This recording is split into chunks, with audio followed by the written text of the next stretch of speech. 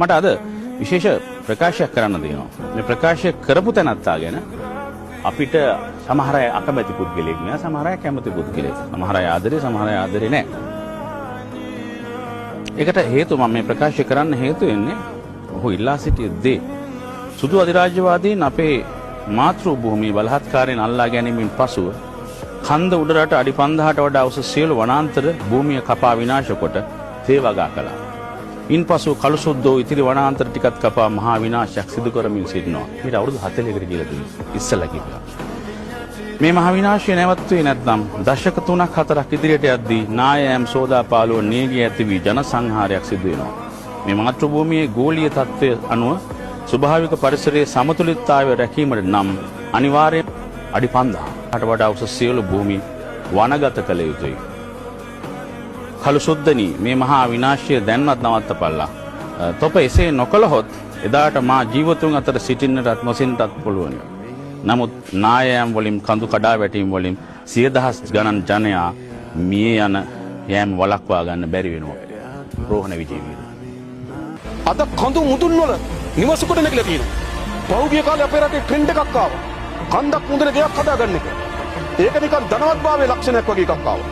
යලි කිසිදු අනවසර තැනක අපේ රටේ නිවසක් ඉදි කරගන්න දෙන්නේ නැහැ. අපි ඉන්නලා තියෙනවා මේ මධ්‍ය කඳුකරේ ඇත්ත තත්ත්වයක් නිරීක්ෂණය කරලා දෙන්න කියලා. සමහර වාර්තා පළ වෙන මධ්‍ය කඳුකරේ ගැන බයයි කියලා. ඒ වාර්තාන අඩි 5000කට වඩා වැඩියෙන් ජීවත් වෙන ප්‍රදේශ යලි වනවගාව ඇති කරන්න ඕන. අපි එම ඉඩම් සහ දේපල ආණ්ඩුවේ වන්දි දීලා පවරා ගන්න කටයුතු කරනවා.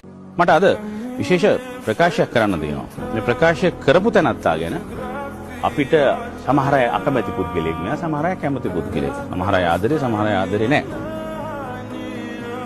ඒකට හේතුව මම මේ ප්‍රකාශය කරන්න හේතු වෙන්නේ ඔහු ඉල්ලා සිටිය දේ.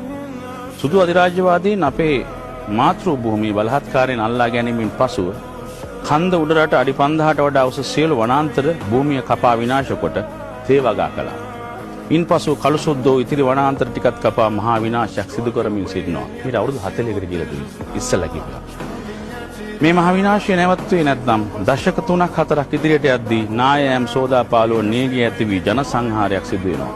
මේ මාතෘ භූමියේ ගෝලීය තත්ත්වය අනුව ස්වභාවික පරිසරයේ සමතුලිතතාවය රැකීමට නම් අනිවාර්යයෙන් අඩි 5000කට වඩා උස සියලු භූමි වනගත කළ යුතුයි. කළුසුද්දනි මේ මහා විනාශය දැන්වත් නවත්තපල්ලා. තොප එසේ නොකළහොත් එදාට මා ජීවතුන් අතර සිටින්නටත් නොසින්නටත් පුළුවන්.